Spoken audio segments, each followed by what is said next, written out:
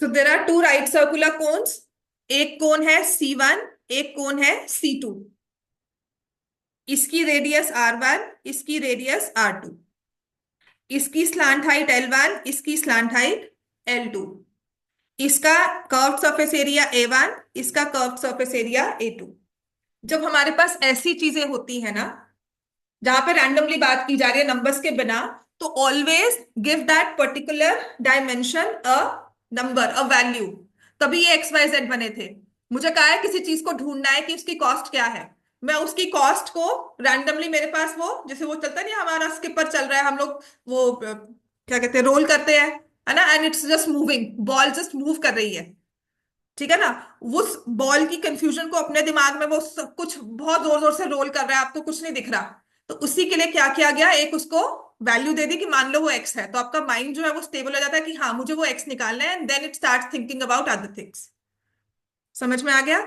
तो जब भी ऐसा कुछ क्वेश्चन होता है, हमें क्या करना चाहिए, आपने कह दिया कि मुझे दो कोन्स दी हुई है, एक कोन है C1, एक कोन है C2, दोनों की रेडियस, स्लांट हाइट और एरियाज को डिफाइन किया, बिकॉज उसने कर्व सरफेस एरिया की बात की है. तो कहते हैं curved surface area of one is twice that of the other. Slant heights की रेशियो हमें दी हुई है एज 1:2. ठीक है. कर्व्ड सरफेस एरिया क्या हुआ, पाई R1 L1 2 टाइम्स पाई R2 L2. यही हुआ. इसमें से पाई पहले तो खत्म किया हमने. R1 × L1 to R2 × L2. Slant heights की रेशियो दी है 1:2, तो स्लांट हाइट को x2x ले लो और भी आसान हो जाएगा.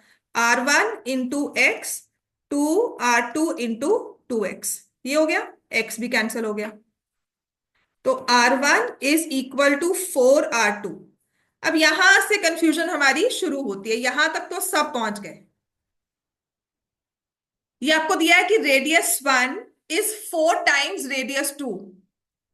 आपको रेशियो निकालनी है R1:R2 की. R1 की जगह क्या लिखोगे, 4R2:R2. तो रेशियो क्या हो जाएगी, 4:1. राइट. अब मान लो अगर तुम्हारे पास ये सबसे जरूरी चीज थी, दिस इज समथिंग जो एक बहुत बेसिक चीज है ना, I my teacher use to tell me, और मैं तब सोचती थी एज ए स्टूडेंट कि ये क्यों सिखाते हैं, तो बहुत सिंपल है, समझ तो आ रहा है ये. तो कहते जब भी ऐसे दो नंबर्स लिखे होते हैं ना आपके पास, आपको लिखा हुआ है XY = AB. दो नंबर्स होते हैं ना कि X × Y = A × B. आपको रेशो पूछी जाती है, तो आपके पास एक वेरिएबल यहां है, या फिर ऐसे ले लो 2X = 3Y. आपको X/Y की रेशो पूछी गई है, वैल्यू पूछी गई है ये. तो आपने इस Y को X के नीचे यहां भेज दिया. ठीक है.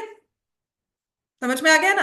अब कहते हैं क्योंकि डेमोक्रेसी है ना, और इक्वेशन है, इक्वल होना चाहिए, तो जो हमने Y को भेजा है, इस वाली साइड ने भी अपना एक नंबर नीचे भेजना ही है.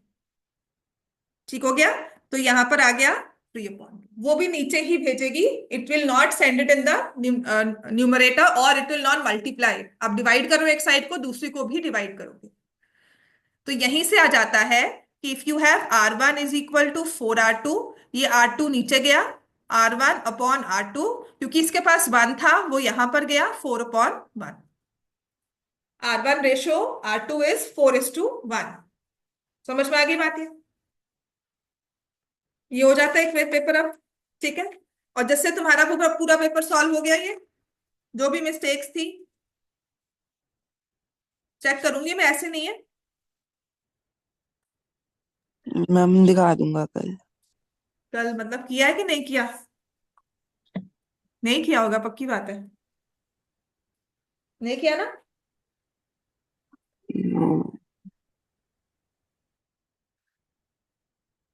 तुम ना सीरियसली पढ़ना शुरू कर दो अब. चलो अब हमने करना है चैप्टर सर्कल्स. मैंने आपको कल एक क्वेश्चन करवाया था क्लास में, जिसमें दो पैरेलल कॉर्ड्स थी ऑन द ऑपोजिट साइड्स. एक थी 5 सेंटीमीटर, एक 11 सेंटीमीटर.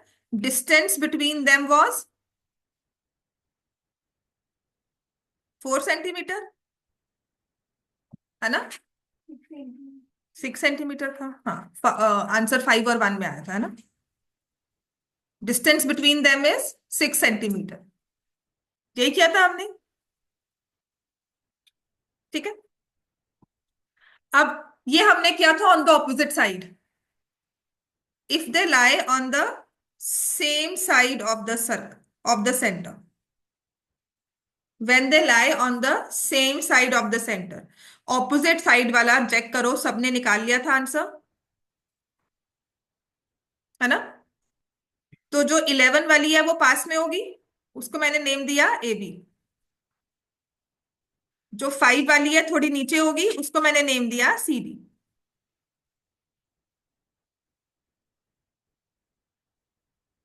ये पॉइंट एम और ये पॉइंट एन परपेंडिकुलर हो गए दोनों ही। क्लियर हो गया इतना। ओ से डी को ज्वाइन किया, ओ से बी को ज्वाइन किया, और एम एन दिया हुआ है इसमें 6 सेंटीमीटर।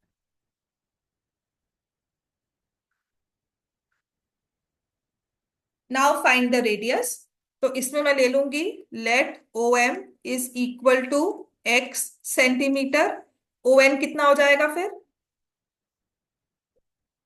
अगर ओ एम एक्स है तो ओ एन कितना हो जाएगा।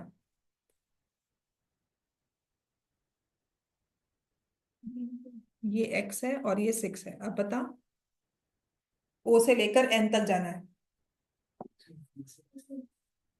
माइनस क्यों होगा बेटा, ये डिस्टेंस एम है।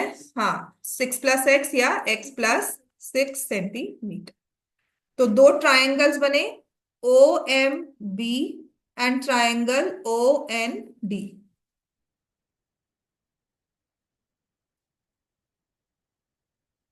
बी एम कितना हो जाएगा, इसको हमने लिया था 11 सेंटीमीटर, तो 11/2 का होल स्क्वायर। और ओ बी कितना है, रेडियस, और यहां से आ जाएगा x + 6 का होल स्क्वायर प्लस 5/2 का whole square is equal to r square. समझ में आ गया, दो राइट ट्राइंगल्स हैं, पाइथागोरस लगाई हमने दोनों में, x + 6, 5/2, और ये रेडियस। समझ में आ गया। अब ये बहुत जरूरी है कि हमने अकॉर्डिंगली लिया है, larger the chord closer it is to the centre. अगर आपने इसको 5/2 और इसको 11/2 लिया, आंसर नेगेटिव में आएगा। सॉल्व होगा पर आंसर नेगेटिव, आपको लगेगा माइनस वैल्यू क्यों आ रही है, दैट इज बिकॉज आपने प्लेसमेंट ठीक नहीं ली। समझ में आ गई बात।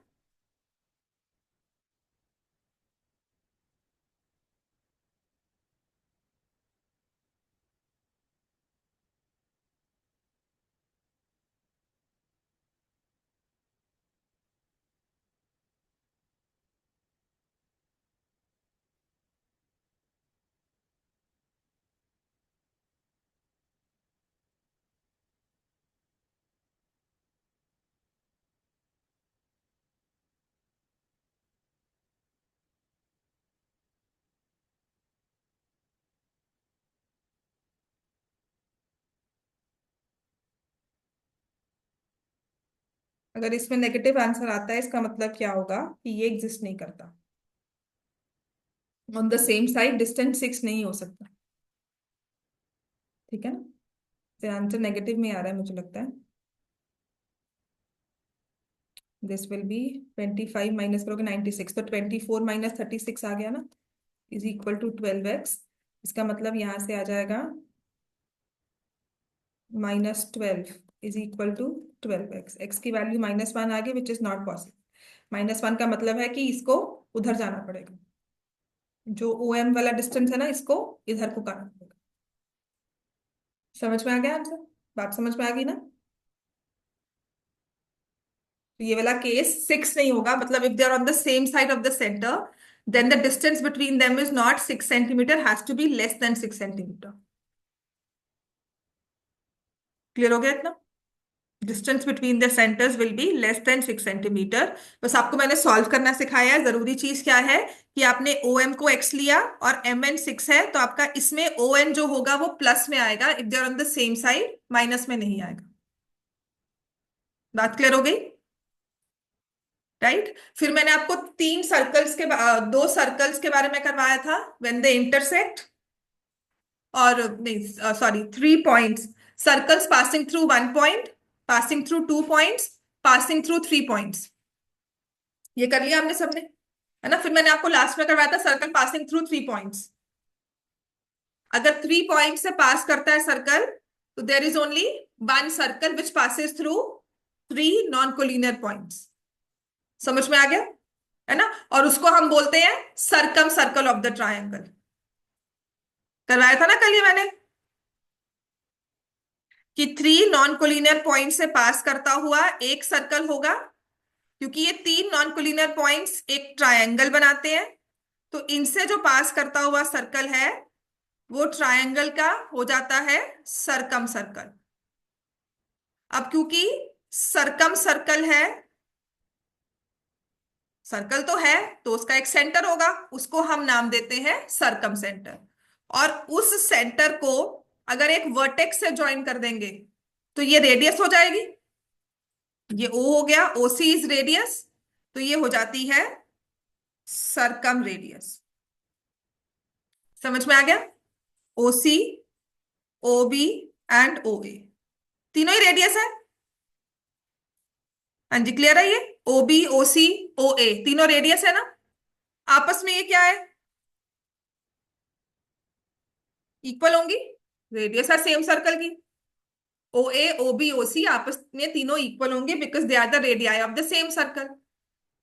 ठीक है, तो हमारा इसमें एक इंपॉर्टेंट कंडीशन निकलता है कि सरकम सेंटर जो होता है ना, circumcentre of a triangle is equidistant from 3 vertices of triangle. समझ में आ गया ना क्यों? क्योंकि सरकम सेंटर सरकम सर्कल का होता है, वो सरकम सर्कल ट्रायंगल के वर्टिसेस से पास कर रहा है, तो ओ ए, ओ बी और ओ सी इक्वल आएगा ही आएगा। तो circumcentre is equidistant from 3 vertices of the triangle. Clear हो गया। And because perpendicular from centre bisect the chord, perpendicular from center bisects the chord, तो circum center is formed by intersection of 3 perpendicular bisectors of sides of triangle.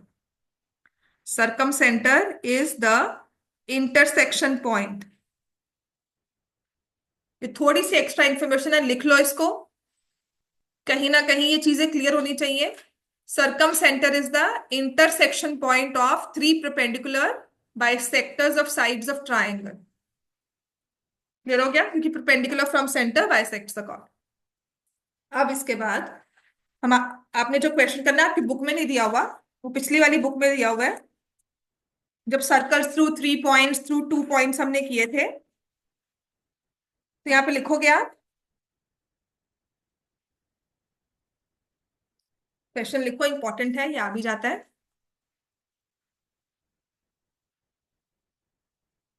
If two circles, अच्छा एक तो intersect teacher, if two circles exist in a plane, पहले तो ये लिखो, if two circles are drawn in a plane, what is the maximum number of common points they can have?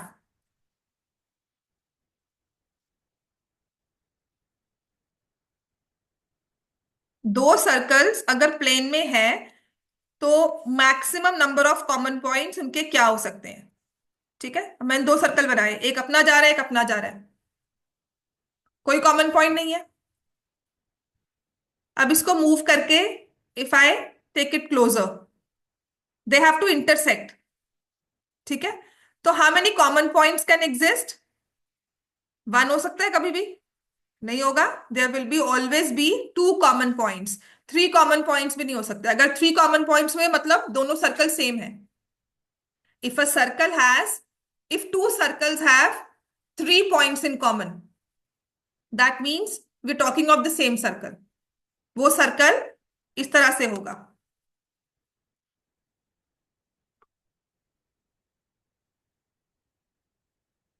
वो जाकर coincide ही करेगा। ठीक है, मान लो मैंने ये सर्कल लिया, इस पर एक पॉइंट ए, एक पॉइंट बी और एक पॉइंट सी। अब मुझे क्या चाहिए, ये देखो दो पॉइंट्स में तो ये इंटरसेक्ट कर ही सकते हैं। कर लिया ना। मैं चाहती हूँ तीनों पॉइंट्स पे इंटरसेक्ट करें, तो तीनों पॉइंट्स पे इंटरसेक्ट करने के लिए इसको उसके बिल्कुल एग्जैक्टली उसके ऊपर आना होगा। If a circle has three common points that means they will coincide.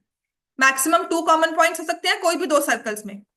तो जब मैक्सिमम टू कॉमन पॉइंट्स है ना, लेट मी से these two points R P Q. P point इस वाले सर्कल पे भी है, पी पॉइंट इस वाले सर्कल पर भी है। ठीक है, और पी क्यू को अगर स्ट्रेट लाइन से ज्वाइन कर दोगे तो P Q is the common cord of the two circles.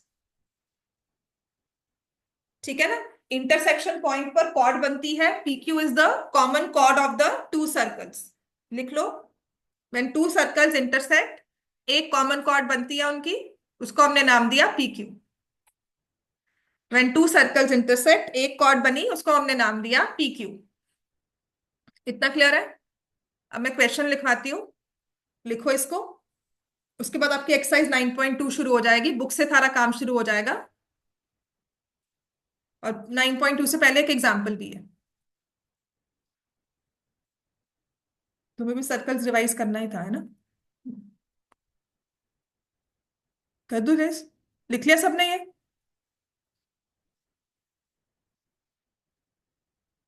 ये पिछली वाली बुक ना, जो आपकी पुरानी वाली बुक थी, अगर सच में किसी के पास अच्छी कंडीशन में बुक पड़ी है ना, नाइन्थ की, मतलब मेरी तो थोड़े से पेजेस इसके वो हुए हैं। अगर किसी के पास भी पुरानी बुक है नाइन्थ की, जो रिवाइज सिलेबस नहीं था, जब डिलीशंस नहीं हुई थी, आई थिंक उसके पास होगी, पावनी के पास, उससे पिक्चर्स क्लिक करके जरूर ले लेना। रीड थ्रू इट, इसमें बहुत सारी चीजें ऐसी दी हुई है जो पेपर में पूछ लेंगे आपसे। ठीक है, the question says if two circles intersect at 2 points, prove that their centers lie on the perpendicular bisector of common chord। बनाओ भाई दो सर्कल्स जो इंटरसेक्ट कर रहे हैं। दो सर्कल्स हैं, दोनों के अपने अपने सेंटर्स होंगे, वो बनाओ। ठीक है, ड्रॉ द फिगर।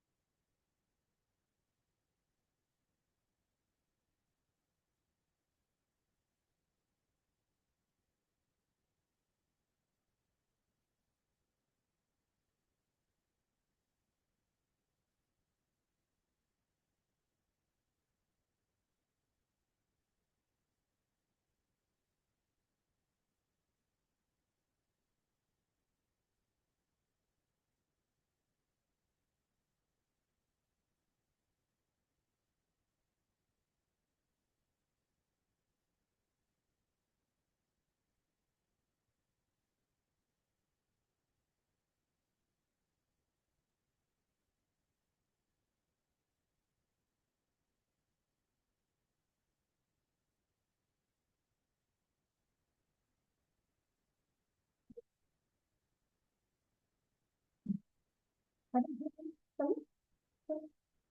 लो इसको।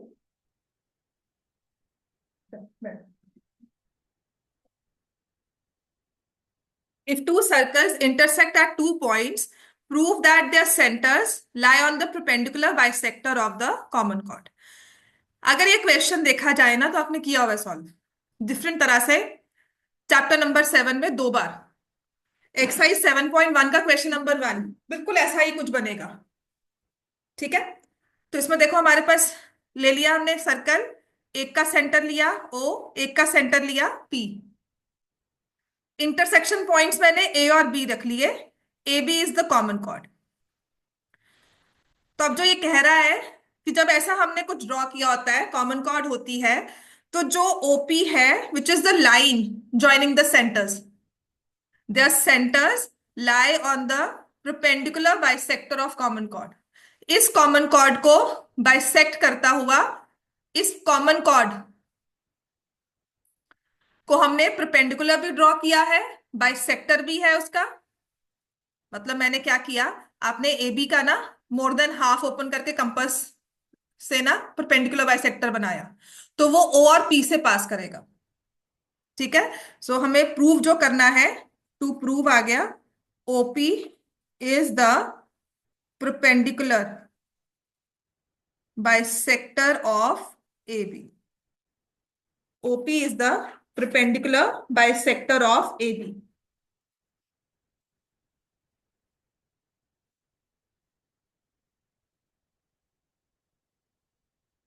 ठीक है, कंस्ट्रक्शन में लिखोगे join O A O B A P B P.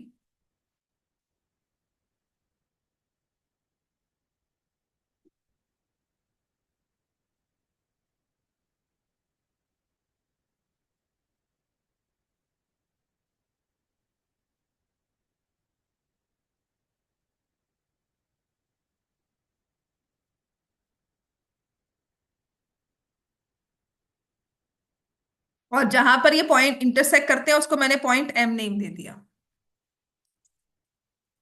तो टू प्रूव है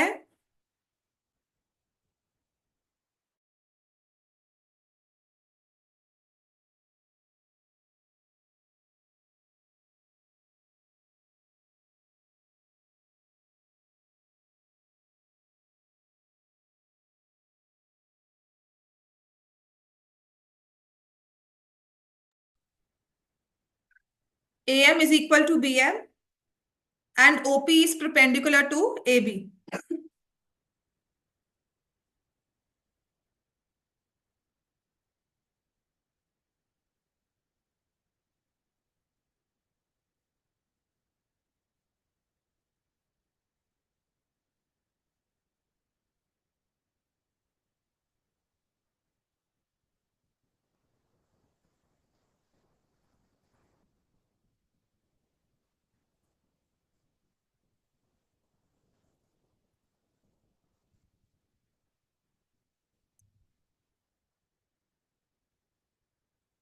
अब आपने क्या करना है, आपने प्रूव करना है पहले दो ट्रायंगल्स कॉन्ग्रुएंट। पहले आप प्रूव करोगे triangle AOP congruent to triangle BOP. ठीक है, पहले तो ये प्रूव करो, लिखो। उसके बाद से आपने देखना है कि इसमें से कौन सी पार्ट लेकर आपने प्रूव करना है triangle AOM congruent to triangle BOM. ये 2 स्टेप्स करने हैं, स्टार्ट करो इसको।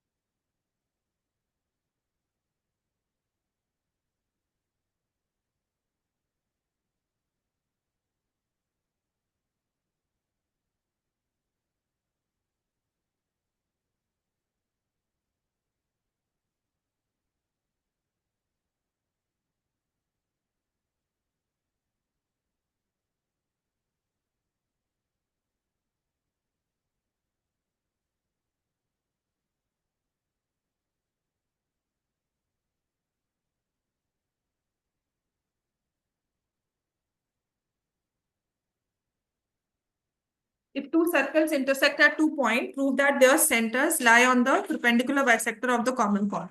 तो पहले इस केस में हमने प्रूव करना है कि ट्रायंगल एओपी कॉन्ग्रुएंट है ट्रायंगल बीओपी को, तो वो प्रूव कर लिया। तो ऐसा ही क्वेश्चन अगर आप चेक करोगे ना, हमने एक्सरसाइज 7.1 का फर्स्ट क्वेश्चन यही किया हुआ है, इवन 7.2 में भी ऐसा क्वेश्चन है। The given figure, the figure so formed is called kite.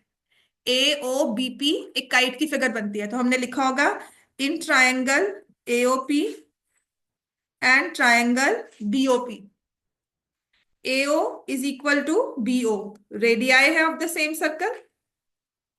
ऐसे ही AP is equal to BP, ये भी रेडियस है ऑफ द सेकेंड सर्कल, है ना। और हमारे पास आ गया OP is equal to OP, वो क्या है, कॉमन।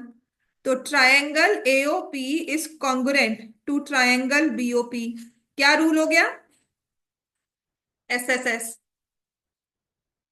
ठीक है।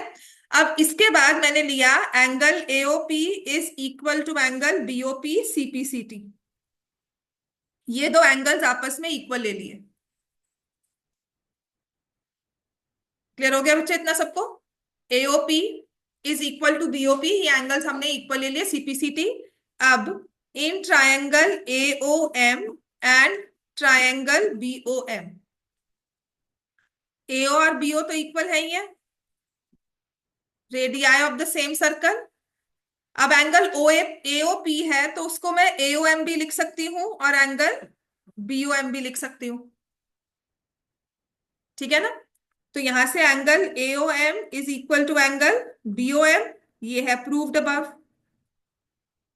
और फिर OM is equal to OM, common. तो ट्रायंगल AOM कॉन्ग्रुएंट हो गया ट्रायंगल BOM के बाय SAS। और इससे मेरे पास आ जाएगा AM is equal to BM and angle AMO is equal to angle BM, दोनों क्या है, CPCT। तो M मिड पॉइंट है AB का, ये तो हमने प्रूव कर दिया, ठीक है ना। लिख लिया ना सबने ये वाला, M मिड पॉइंट है AB का, वो तो हमने प्रूव कर दिया। अब आप लिखोगे angle AMO plus angle BMO is equal to 180, क्योंकि क्या है ये, लीनियर पेयर।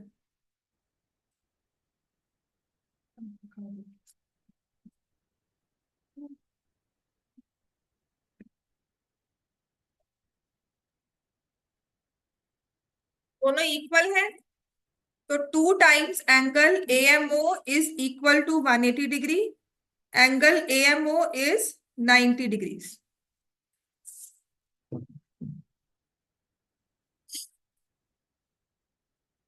टाइम ऑलमोस्ट ठीक लगा तुम्हें, 1:30 11:30 से 12:30 2:30 तक वैसे चाहिए था तुम्हें टाइम, 2 o'clock हो रहे हैं अभी। AMO 90 डिग्री आ गया, और we can say OP is perpendicular to AB at point M। आपने प्रूव कर दिया AM is equal to BM and OP is perpendicular to AB, therefore OP is the perpendicular bisector of AB, ठीक है। OP is the perpendicular bisector of AB, और the line joining centers is the perpendicular bisector of common chord। हमेशा true होता है कभी भी जब दो सर्कल्स इंटरसेक्ट करते हैं। इसके आंसर्स लेने हैं तो पेपर तो मैं चेक करूंगी।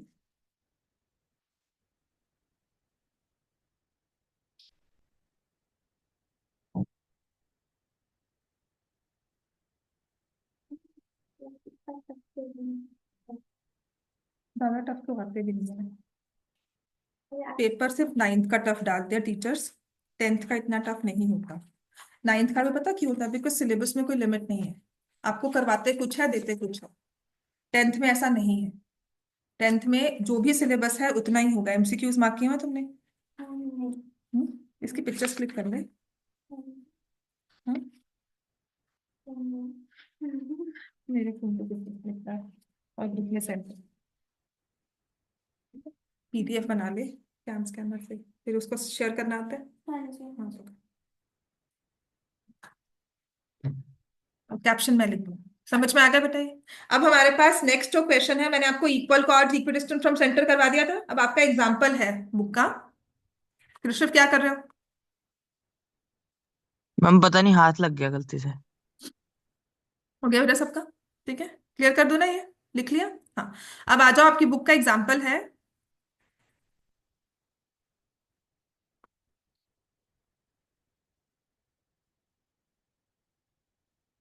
एग्जाम्पल 1 है, एग्जाम्पल 2 है, बताओ।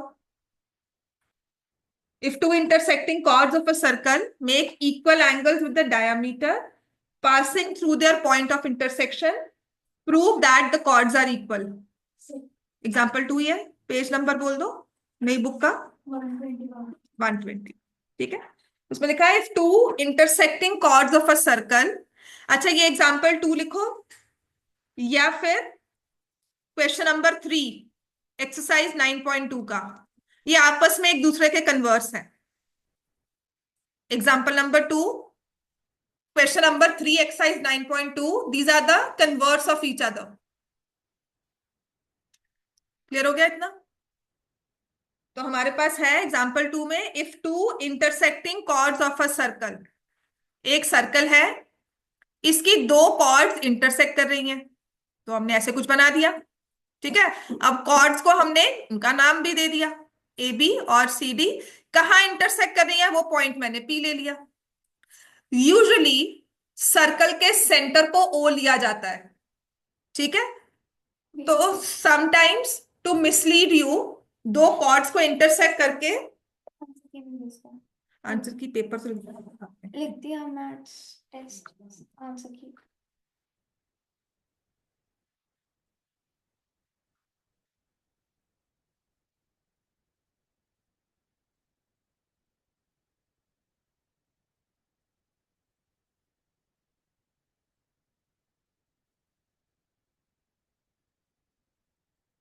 चेक कर लेना। ठीक है, बाकी पेपर तुम्हारा मैं चेक कर।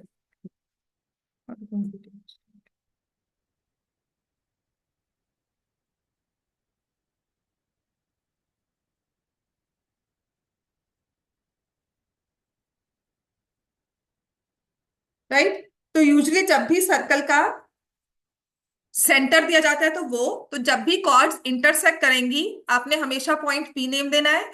और अगर यहां पर ओ दिया हो और लिखा हो कॉर्ड्स इंटरसेक्ट एट ओ, तो आपने ये मानकर नहीं चलना कि ओ सेंटर है।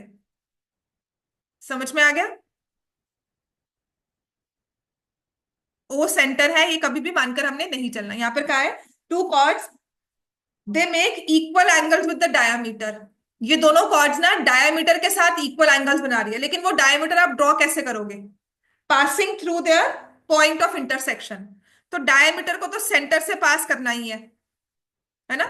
तो मैंने इसका सेंटर डिफाइन किया, जहां मुझे डायमीटर की बात यही है, तो कहीं ना कहीं सेंटर से पास करेगा। तो मैंने सेंटर को एक नाम दे दिया ओ। डायमीटर तो देखो जैसे मर्जी ड्रॉ हो जाएगी, ऐसे भी ड्रॉ हो जाएगी, है ना, ऐसे भी ड्रॉ होगी। लेकिन वो कौन सी डायमीटर है? जो इनके इंटरसेक्शन पॉइंट से पास कर रही है। मतलब मेरे पास एक पॉइंट दिया हुआ है, ये ओ और ये पी, तो इन दोनों के साथ मैंने एक डायमीटर ड्रॉ कर ली। जरूरी चीज है कि वो ओ से पास करे। ठीक है, थोड़ा सा ना सेंटर को अलग करने के लिए, क्वेश्चन बहुत ज्यादा वो ना हो जाए, मैं ना कॉर्ड्स को थोड़ा सा वो कर देती हूँ। आई टेक दिस, मैं लाइक दिस, यहां से ऐसे ले लूंगी ताकि ना कॉर्ड्स और सेंटर में थोड़ा डिस्टेंस आ जाए। अगर नहीं लिया तो ले सकते हो। ठीक है ना, ये ए बी और ये सी डी, और P Q is the diameter. ठीक है, A B and C D are two chords जो इंटरसेक्ट कर रही हैं पी पर।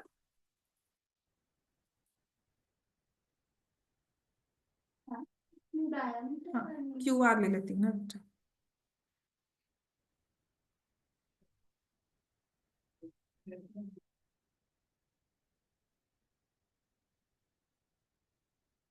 ठीक है, Q R is the diameter of circle with centre O. हमें प्रूव करना है कि जब ऐसा क्या हो रहा है कि अब ये डायमीटर ना सर्कल इन कॉर्ड्स के इंटरसेक्शन पॉइंट से पास करती हुई जा रही है, और कुछ इस तरह से हमने ड्रॉ किया है कि इनके एंगल्स इक्वल है। इस डायमीटर का देखो, क्यू आर का विद कॉर्ड सी डी, दिख रहा है सबको?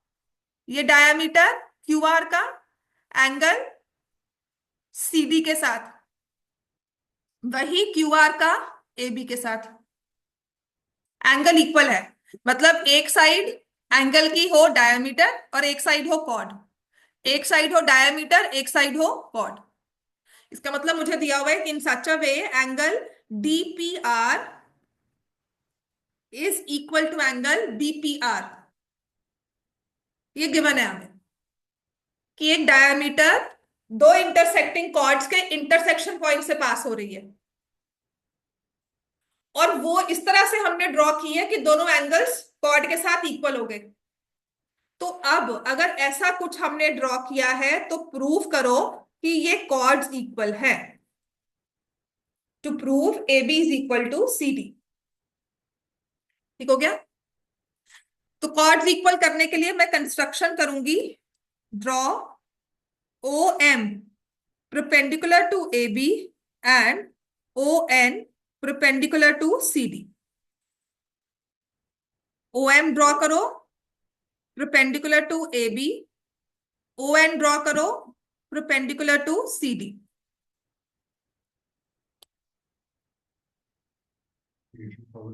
मैं देखती हूँ बेटा, मैंने देखी नहीं अभी। मैं ना टेस्ट भेज रही हूँ आपको कल, बच्चों सारे।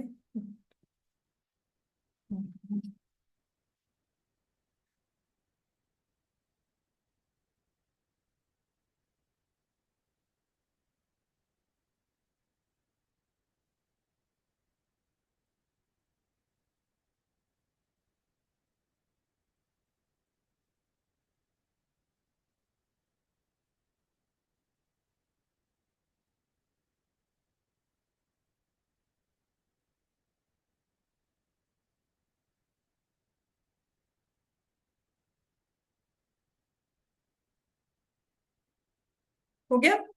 अब आपने, क्योंकि अगर ये कंस्ट्रक्शन किया तो प्लीज कोशिश करना है इसको डॉटेड लाइन ही ड्रॉ करनी है हमने। जो भी कंस्ट्रक्शंस होती हैं मेक श्योर वो डॉटेड लाइंस हो आपकी। अच्छा, अगर मैंने यहाँ पे ऐसे डॉटेड लाइन बनाई है, अब आपको क्या करना चाहिए? दो ट्रायंगल्स बन गए, ये पॉइंट P यहाँ पर था, है ना, मतलब यहाँ पर है। तो अगर ऐसे दो पॉइंट्स बन गए तो मुझे क्या प्रूव करना है? ट्रायंगल ONP यहाँ पे परपेंडिकुलर है, ट्रायंगल OMP यहाँ पे परपेंडिकुलर है, दोनों को कॉन्ग्रुएंट करना है। देखो हो सकता है triangle OMP and triangle ONP, क्या इन्हें कॉन्ग्रुएंट प्रूव कर सकते हैं?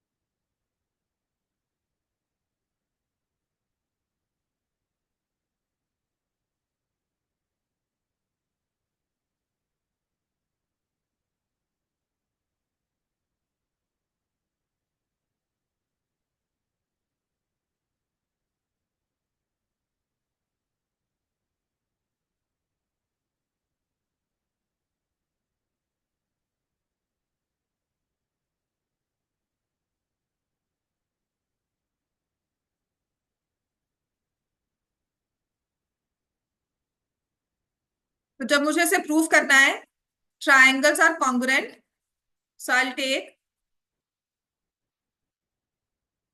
in triangle OMP and triangle ONP। पहले तो OP is equal to OP common, फिर angle OMP is equal to angle OMP, क्योंकि ONP इक्वल, क्या जाएंगे दोनों ईच 90। एक तीसरी चीज हमारे पास है, ये दो एंगल्स, तो मैं लिखूंगी angle O P M is equal to angle O P N. ये हमें गिवन है। क्या हमने गिवन लिया था कि angle DPR, angle BPR is equal to angle DPR. Collinear points है तो उनके पार्ट्स भी हमने ले लिए, तो एंगल इक्वल आएंगे। तो triangle O N P congruent हो गया ट्रायंगल ओ एन पी के कौन से रूल के साथ? दो एंगल्स है, एक साइड है ए एस, साइड इंक्लूडेड भी नहीं है, एक एंगल यहां एक एंगल यहां, साइड तो ये वाली है, ए एस हो गया। तो इसके बाद आप क्या करोगे, तो हमें पता लग जाएगा कि O M is equal to O N C P C T.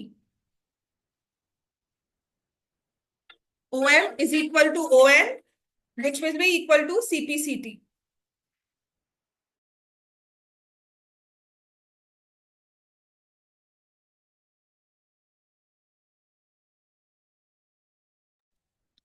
O M is equal to O N C P C T आ गया। ठीक है। अब ये है कॉर्ड का डिस्टेंस फ्रॉम द सेंटर। ठीक है, तो हम लिखेंगे कॉर्ड्स, लाइट गई है, लिखना पड़ेगा बहुत ज्यादा लाइट पड़ रही है। लिखो कॉर्ड्स